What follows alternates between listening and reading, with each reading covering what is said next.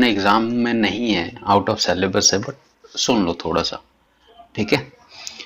जैसे देखो, हम लोग NH3 लिखते हैं, PH3 लिखते हैं, ASH3 लिखते हैं और SbH3 लिखते हैं, ठीक है। तो इन सब एटम्स में सबसे ज्यादा इलेक्ट्रोनेगेटिव कौन है? NH3, राइट है। फिर PH3, फिर ये। तो सेंट्रल एटम की जिसकी इलेक्ट्रोनेगेटिविटी जितनी ज्यादा होगी उसका बॉन्ड एंगल उतना ज्यादा होगा। तो सबसे ज्यादा बॉन्ड एंगल किसका होगा इसमें? NH3 का होगा, फिर PH3 का, फिर ASH3 और लास्ट में SbH3, ठीक है। सेम अगर मैं वाटर वाली सीरीज में बात करूं, H2O, H2S, H2SC और H2TE, राइट है। तो इसमें भी क्या होता है, इसमें भी क्या होता है, यही सीरीज बनेगी क्योंकि ऑक्सीजन सबसे ज्यादा इलेक्ट्रोनेगेटिव है, राइट है। जब इस पे रिसर्च किया गया, ये खाली तुम लोग सुन लो, अपने जरूरत की बात नहीं है, बट ध्यान में रखो थोड़ा सा। जब इस पे रिसर्च की गई तो पता चला कि जो नाइट्रोजन वाले कंपाउंड है वो 107 का एंगल बनाते तो हैं, जो कि सबसे ज्यादा है।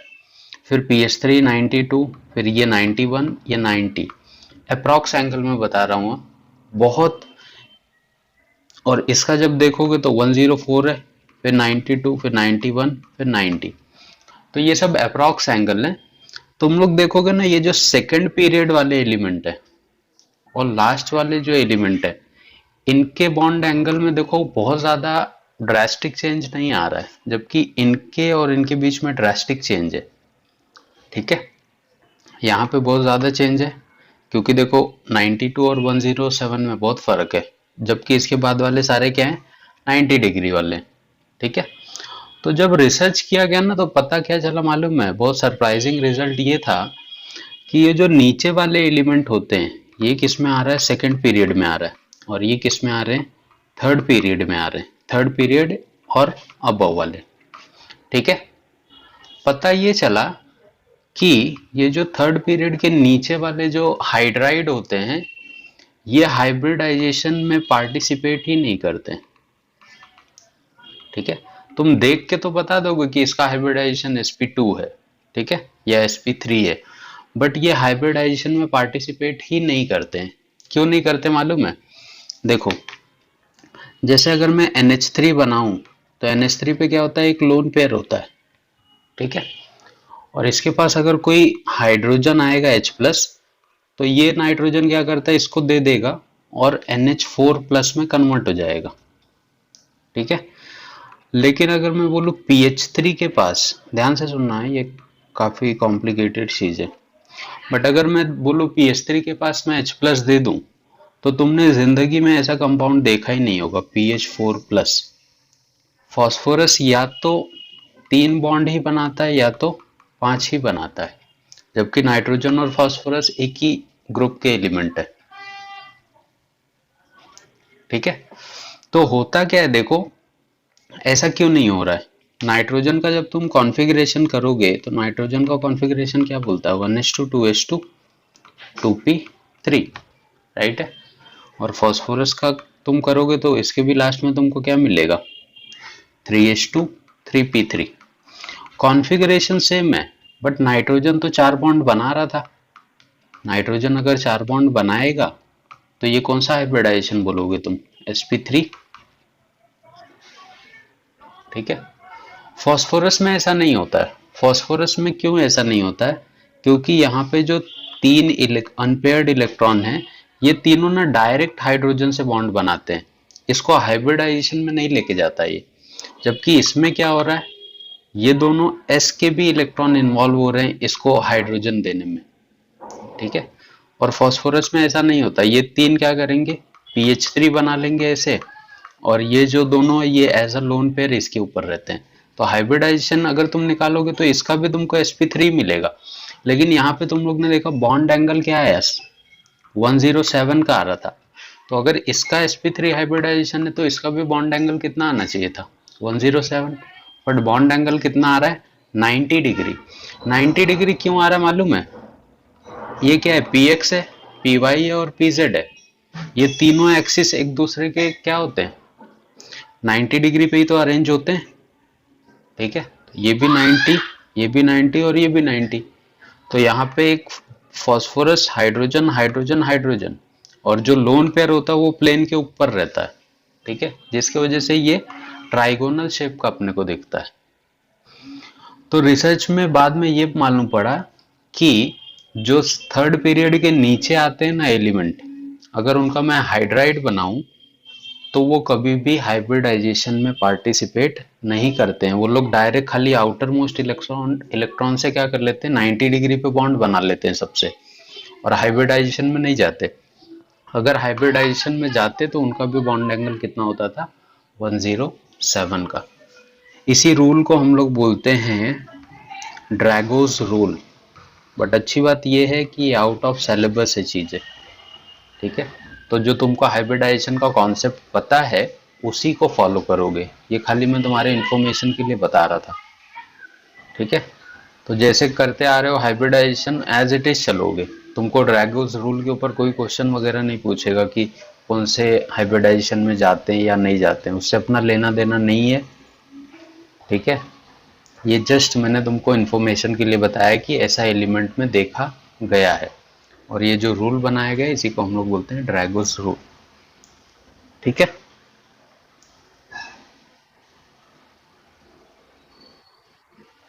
ये रूल बिल्कुल सही है, बट अपने पोर्शन के बाहर गए, अपने पोर्शन में नहीं है, ना ही तुमको जेई में है ना ही नीट में, तो कोई पढ़ने की जरूरत नहीं। क्या करना है, लिखना है इसको। तुम केस लिखा था, पहले वाले केस में मैंने क्या बोला, सेंट्रल एटम की इलेक्ट्रोनेगेटिविटी पे डिपेंड करेगा, राइट है।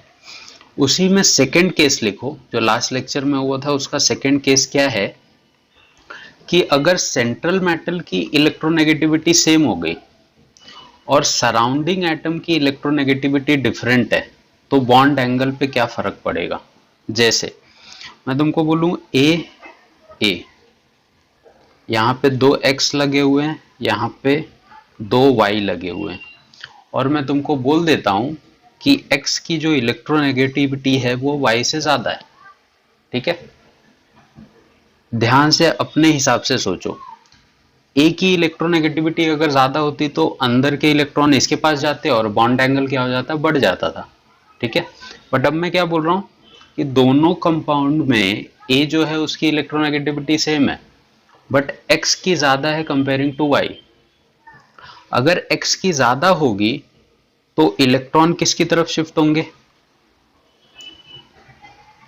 x की तरफ, और अगर y की इलेक्ट्रोनेगेटिविटी कम है तो y के इलेक्ट्रॉन तो a की तरफ होंगे।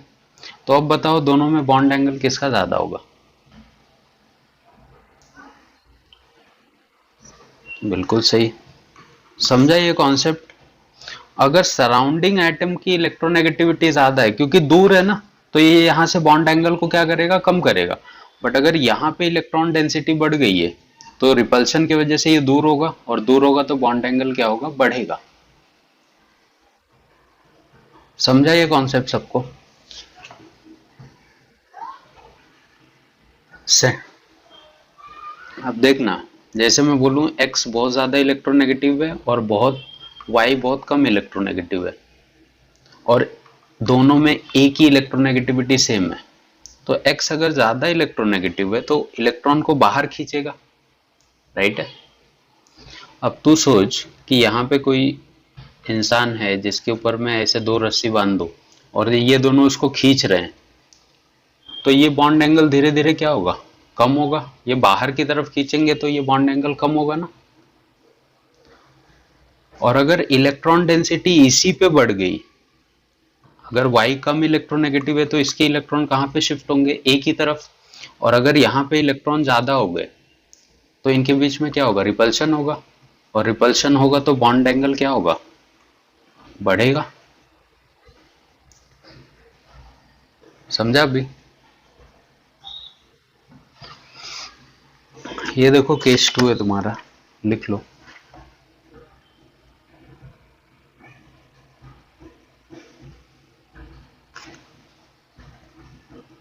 एग्जाम्पल भी है देखो, COF2 COCl2, ये तो फ्लोरीन देखो फ्लोरीन की इलेक्ट्रोनेगेटिविटी ज़्यादा होती है ना, तो इलेक्ट्रॉन जब बाहर खींचेंगे तो बॉन्ड एंगल क्या होगा, कम होगा। इसीलिए सबसे ज़्यादा किसकी दिखा रहा है ये, आयोडीन का बॉन्ड एंगल, क्योंकि आयोडीन कम इलेक्ट्रोनेगेटिव है ना।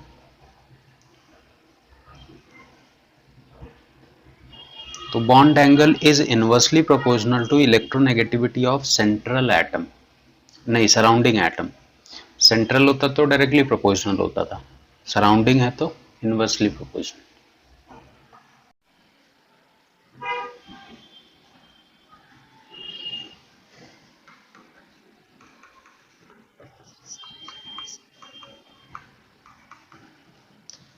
CF4 में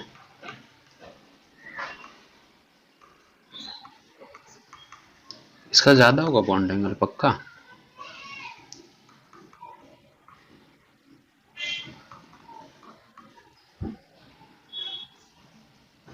ट्राई कर लो ये एग्जांपल्स तुम लोग।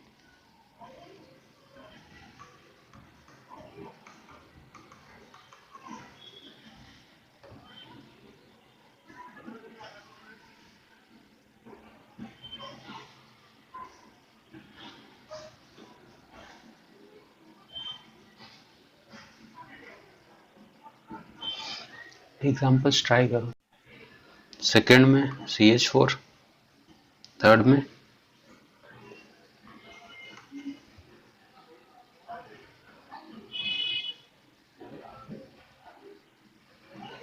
इसमें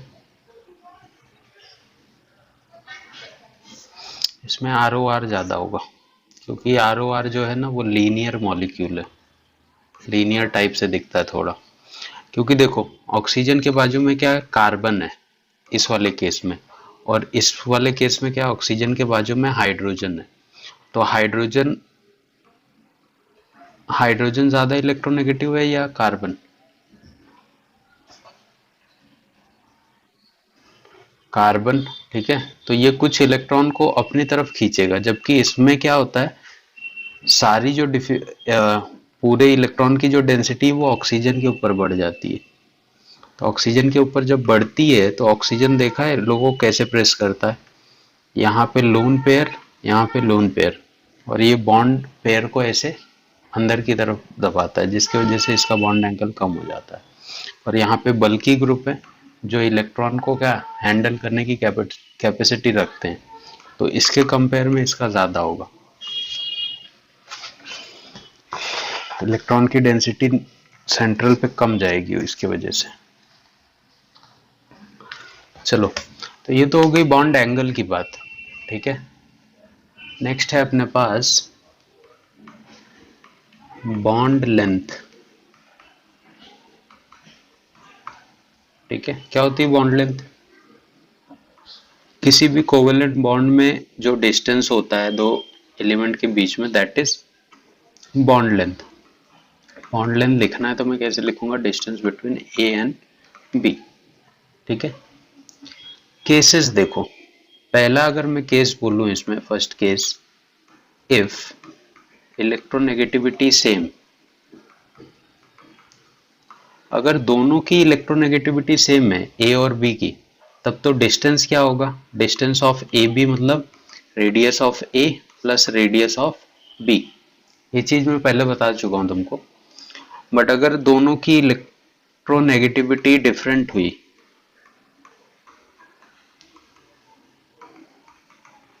तो हम लोग एक फॉर्मूला लिखते थे, याद है किसी को, distance of A minus B is equal to R A plus R B minus 0.09, और यहाँ पे ई सिंबल का नाम याद है किसी को,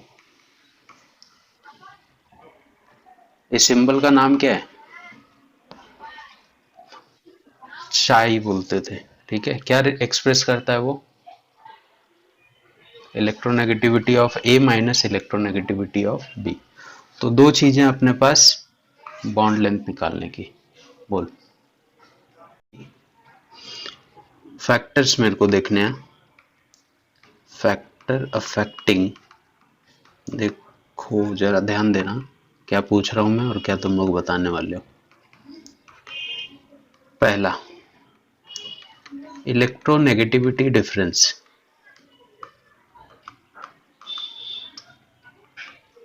जैसे एग्जाम्पल अगर मैं लिख दूं HF, HCl, HBr और HI, दोनों में इलेक्ट्रोनेगेटिविटी डिफरेंस जमीन आसमान का। इसका कितना है 4 है, इसका कितना है 2.1 है, राइट। क्लोरीन का कितना है 3, इसका कितना है 2.1। तो इलेक्ट्रोनेगेटिविटी डिफरेंस जितना ज्यादा होगा उसका बॉन्ड लेंथ पे क्या फर्क पड़ने वाला है, डायरेक्टली प्रोपोर्शनल या इनवर्सली, डायरेक्ट बताओ। बॉन्ड लेंथ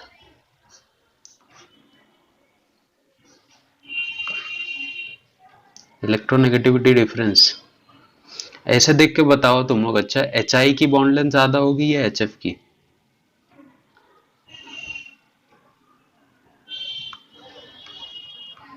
HI की होगी रे। ये दोनों सेकंड पीरियड के एलिमेंट है, छोटे छोटे रहेंगे तो इनकी बॉन्ड लेंथ कहां से ज्यादा होगी? ये फर्स्ट पीरियड का है, ये फिफ्थ पीरियड का है, तो बॉन्ड लेंथ तो इसकी ज्यादा हुई ना।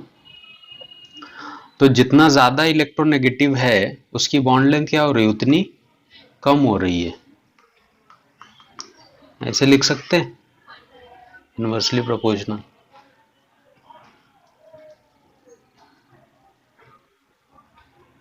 ठीक है। दूसरा फैक्टर है अपने पास बॉन्ड ऑर्डर का। बॉन्ड ऑर्डर क्या होता है बताओ कोई फटाफट।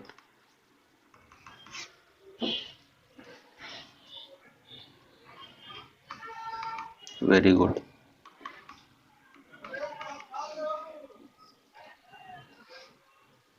Number of bond between the atom.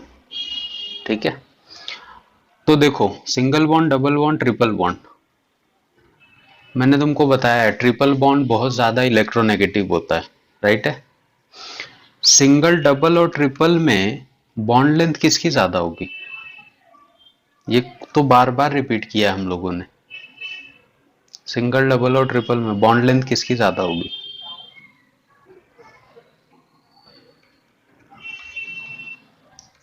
Single की ज्यादा होती है रे, फिर डबल की, फिर ट्रिपल की। और ऊपर वही तो देख रहे हो, जो ज्यादा इलेक्ट्रोनेगेटिव होगा उसकी बॉन्ड लेंथ कम होगी। तो सिंगल, डबल और ट्रिपल में इलेक्ट्रोनेगेटिव कौन है ज्यादा? ट्रिपल है। तो सीधी सी बात है, उसकी बॉन्ड लेंथ क्या होगी, कम होगी।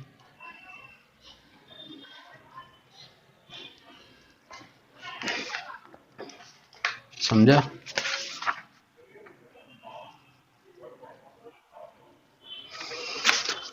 नेक्स्ट हुआ दोनों लिख के।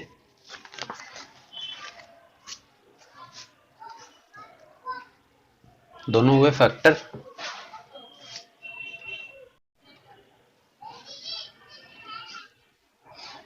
अरे भाई, S character one, triple bond में 50%, इसमें 33% और इसमें 25%, राइट है। तो जिसके अंदर जितना ज्यादा एस कैरेक्टर होता है वो उतना ज्यादा इलेक्ट्रोनेगेटिव होता है। ये बात सबको मालूम है, आई होप, राइट है। और जो जितना ज्यादा इलेक्ट्रोनेगेटिव होगा, अब सबसे ज्यादा अगर ये इलेक्ट्रोनेगेटिव है तो इसके इलेक्ट्रॉन तो नजदीक नजदीक रहेंगे ना, कि दूर दूर रहेंगे। और अगर नजदीक होंगे तो बॉन्ड लेंथ क्या होगी, कम होगी कि ज्यादा होगी? तो इसीलिए तो मैं बोल रहा हूँ सिंगल बॉन्ड की बॉन्ड लेंथ ज्यादा होती है, फिर डबल और ट्रिपल की बॉन्ड लेंथ सबसे कम होती है। क्योंकि ट्रिपल बॉन्ड सबसे ज्यादा इलेक्ट्रोनेगेटिव होता है। और ज्यादा इलेक्ट्रोनेगेटिव इसलिए होता है क्योंकि इसमें एस कैरेक्टर सबसे ज्यादा होता है और एस ऑर्बिटल न्यूक्लियस के सबसे ज्यादा नजदीक होता है। इसीलिए इनकी बॉन्ड लेंथ कम होती है। अब भी समझा?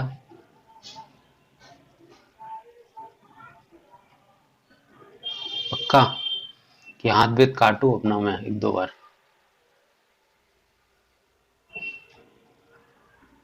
नेक्स्ट फैक्टर है अपने पास, थर्ड फैक्टर है बॉन्ड लेंथ का, रेजोनेंस। ठीक है, ध्यान से देखना क्या मैं बोल रहा हूं।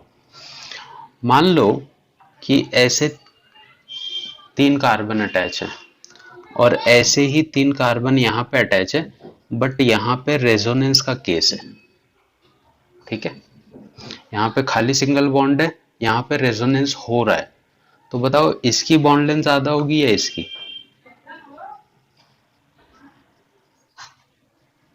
बिल्कुल सही। क्यों पहले वाले की होगी?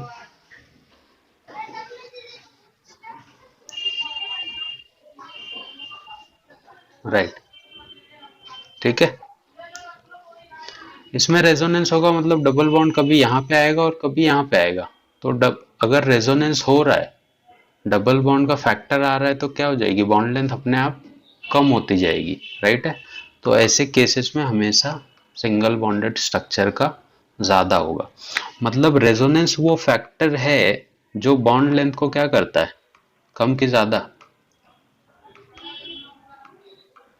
डिक्रीज करता है। ठीक है। तो बॉन्ड लेंथ और रेजोनेंस का रिलेशन बताओ। इनवर्सली, जितना ज्यादा रेजोनेंस होगा उतनी कम बॉन्ड लेंथ होगी। बोलो हाँ या ना।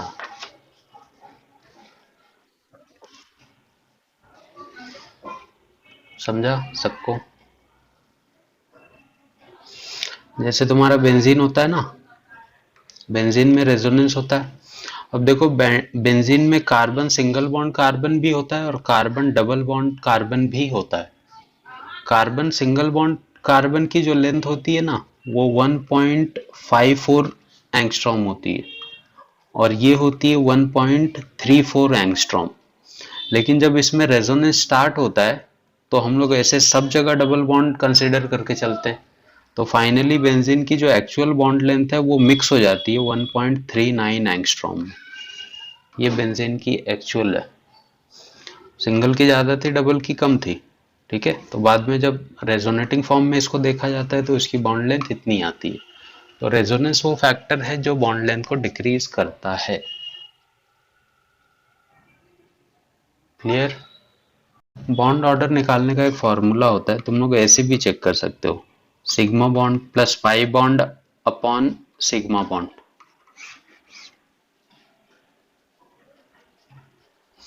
Sigma bond plus pi bond upon नीचे खाली सिग्मा बॉन्ड, इससे डिवाइड कर दो, बॉन्ड ऑर्डर निकल के आता है। बॉन्ड ऑर्डर मैंने तुमको बोला है कि डेसिमल में भी आ सकता है। देखो मैं अगर तुमको एग्जांपल दूं एक, कि मैं बोलूं कि BF3 की बॉन्ड लेंथ ज्यादा होगी या BF4 की, BF4 माइनस।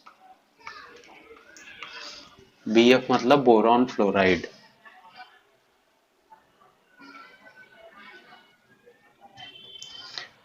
बॉन्ड लेंथ बताना मेरे को। तो बॉन्ड लेंथ किसके ऊपर डिपेंड करती है? बॉन्ड बॉन्ड ऑर्डर पे। बॉन्ड ऑर्डर निकाल लो पहले इसका। BF3 का स्ट्रक्चर पता है तुम लोग को कैसे होता है? बैक बॉन्डिंग वाला केस याद है? फ्लोरीन, एक फ्लोरीन इससे बैक बॉन्डिंग कर लेता है, बट जब BF4 बनेगा तो बैक बॉन्डिंग नहीं होगी। बताया था ये, हाँ या ना? बिल्कुल बताया था। तो बॉन्ड ऑर्डर इसका निकालो, इस स्ट्रक्चर के हिसाब से कितना आएगा? 4/3, 1 पॉइंट कितना हो गया? 3। और इसका कितना हो जाएगा? 4/4, कितना आ गया? 1। बॉन्ड ऑर्डर किसकी ज्यादा है? BF3 का बॉन्ड ऑर्डर ज्यादा है, तो बॉन्ड लेंथ किसका ज्यादा होगा? समझा? बॉन्ड ऑर्डर इसका ज्यादा है, राइट है। तो बॉन्ड लेंथ किसकी ज्यादा होगी? BF4 की। इनवर्सली प्रोपोर्शनल है ना दोनों। समझा अभी सबको? For your kind information, bond order मुझे नहीं चाहिए। ठीक है। वो तुम्हारा कन्वीनियंस है, तुम निकाल के करना चाहो तो वेरी गुड, नहीं डायरेक्ट तुमको समझ में आ जाता है ब्रह्मा हो तो और वेरी गुड। चलो अच्छा, बॉन्ड ऑर्डर ही पहले निकाल लो और फिर बॉन्ड लेंथ, ये दोनों का ऑर्डर बताओ फटाफट। Structure you decide. फुली लिखा था, the negative charge is always on the corner atom, और अगर कोई पॉजिटिव चार्ज आता है it will be always on central atom. So the central atom में सल्फर और कॉर्नर एटम ऑक्सीजन है, तो अगर नेगेटिव चार्ज है तो इस पे आएगा। बट 99% केसेस में लेविस डॉट सही है, कहीं कहीं पे नेगेटिव चार्ज सेंट्रल पे भी आता है, बट बहुत लेस रेयर कंडीशन में आएगा। ठीक है, चलो। तो सबसे ज्यादा बॉन्ड लेंथ किसकी, जिसका बॉन्ड ऑर्डर सबसे कम है? क्या? फिर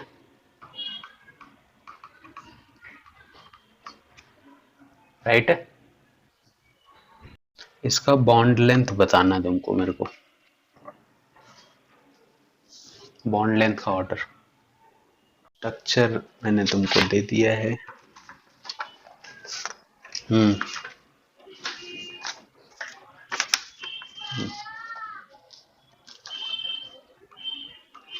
करेक्ट है।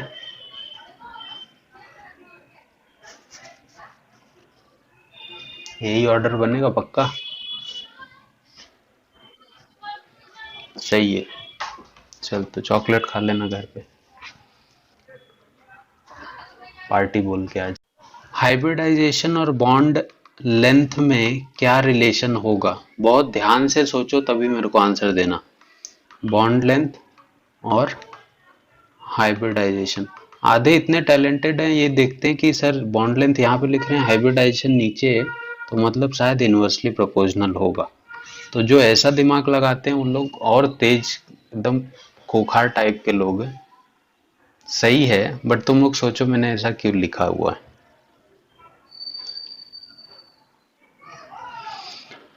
चलो मैं ही बता देता हूँ। हाइब्रिडाइजेशन अपने पास क्या क्या होते हैं?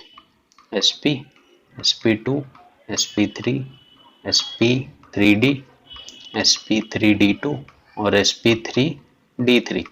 सबसे ज्यादा एस कैरेक्टर किस में है? sp में, राइट है। तो सबसे ज्यादा कैरेक्टर अगर इसका है तो सबसे कम बॉन्ड लेंथ इसी की होगी, राइट है। तो हाइब्रिडाइजेशन नहीं बोल के तुम परसेंटेज एस कैरेक्टर लिखोगे तो और अच्छी बात है, और अच्छे से समझ में आएगा। इसमें एस, नहीं नहीं, अब तो सुनना पड़ेगा भाई। इसमें देख कैसे निकालेंगे अपन, 1/2 कितना आ जाएगा? 50%। इसमें 1/3 कितना आ जाएगा? 33%। इसमें 1/4, नहीं नहीं पूरा सुनना पड़ेगा। sp3d में क्या है? 3 4 5, 1/5 तो और कम आएगा।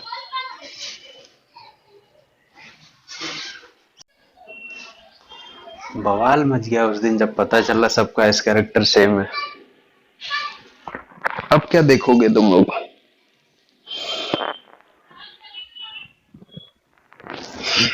निकालो।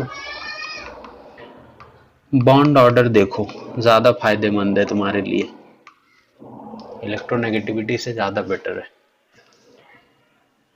4 sigma upon 4, 3 sigma upon 3, 2 sigma upon 2।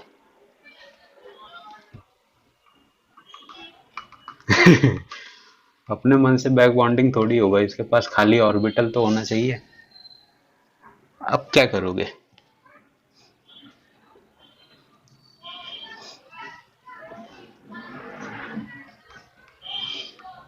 Electronegativity से तो हम लोग बॉन्ड एंगल बता सकते हैं ना, उसका बॉन्ड लेंथ से कोई थोड़ी लेना देना है।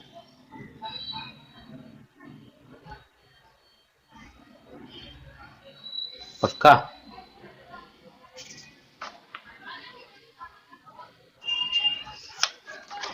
इलेक्ट्रोनेगेटिविटी इनवर्सली प्रोपोर्शनल है किसके? बॉन्ड लेंथ के। सही बोल रही है। तो कौन ज्यादा इलेक्ट्रोनेगेटिव है? ऑक्सीजन, फिर नाइट्रोजन, फिर कार्बन। तो बॉन्ड लेंथ किसकी ज्यादा होगी?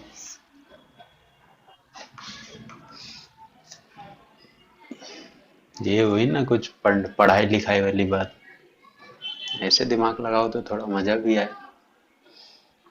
Is bond energy. क्या होती बॉन्ड एनर्जी? कौन बता रहा?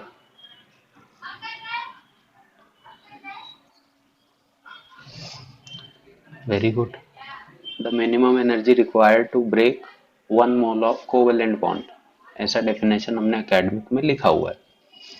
एक कोवेलेंट बॉन्ड को तोड़ने के लिए जितनी एनर्जी लगती है दैट इज बॉन्ड एनर्जी। तो मेरे को यहाँ पे डेफिनेशन की जरूरत नहीं है, एकेडमिक नहीं पढ़ रहे हैं हम लोग, ठीक है। तो बॉन्ड एनर्जी के लिए पहला फैक्टर आता है तुम्हारा इलेक्ट्रोनेगेटिविटी। क्या लगता है, ठीक है, बॉन्ड एनर्जी और इलेक्ट्रोनेगेटिविटी में क्या रिलेशन होना चाहिए? जैसे एग्जांपल के लिए तुम लोग लिख लो HF, HCl, HBr और HI, किसकी बॉन्ड एनर्जी ज्यादा होगी सबसे?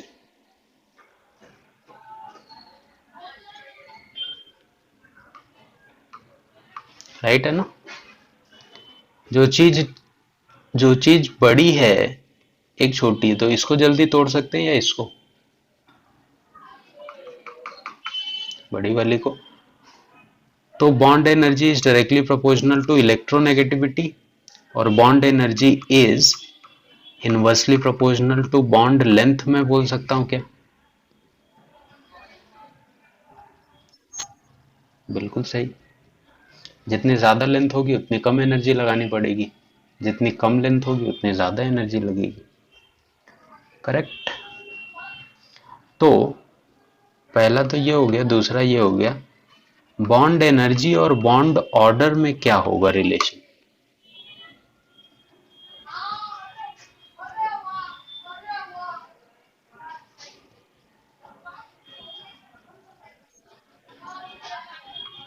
Very good.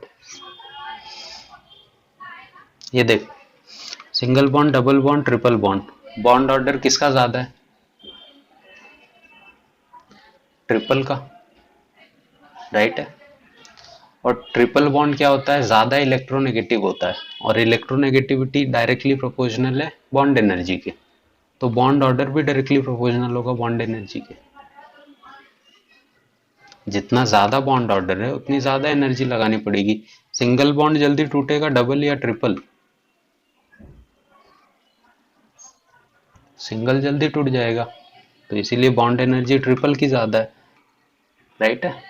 बॉन्ड ऑर्डर जिसका ज्यादा होगा उसकी बॉन्ड एनर्जी भी ज्यादा होगी। क्लियर है?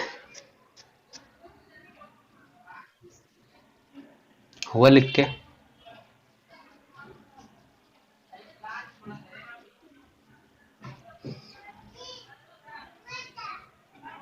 कितना टाइम बाकी मीटिंग को?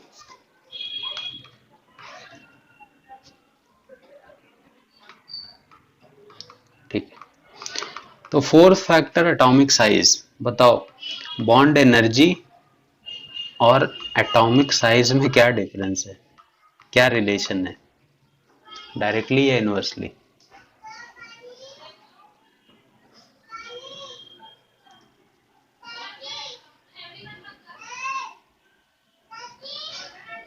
अभी तो बॉन्ड साइज ऊपर लिखा ना मैंने, एटॉमिक साइज डायरेक्टली होना चाहिए ना।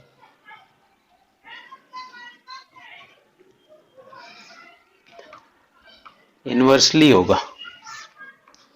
एटम्स जितने बड़े होंगे उतना ज्यादा उनका बॉन्ड लेंथ होगा, और हमको पता है अगर बॉन्ड लेंथ बड़ी है तो उसको तोड़ना आसान होगा।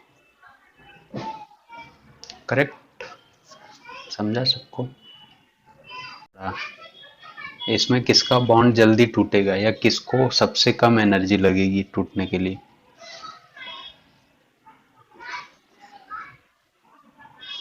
कार्बन को लगेगी। ये तो इलेक्ट्रोनेगेटिव है ना, जुड़े रहेंगे एकदम तेजी से, उनको कैसे तोड़ेगा तू?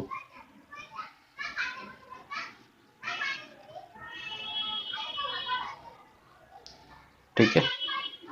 अच्छा अगर बोलूं carbon, carbon silicon silicon, bond energy अपने को बतानी थी, बॉन्ड एनर्जी का ऑर्डर निकालना था, तो कार्बन कार्बन की सबसे कम होगी। उल्टा लिख दिया क्या अपन ने?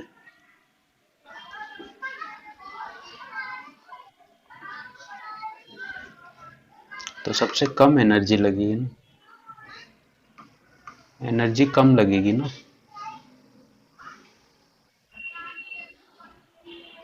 हाँ तो इसको एनर्जी ज्यादा लगेगी ना, तो ज्यादा वाला सिंबल इसके साइड होगा ना।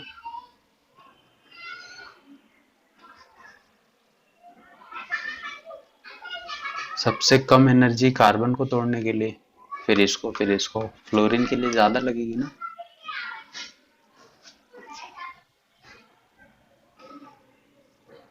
पक्का।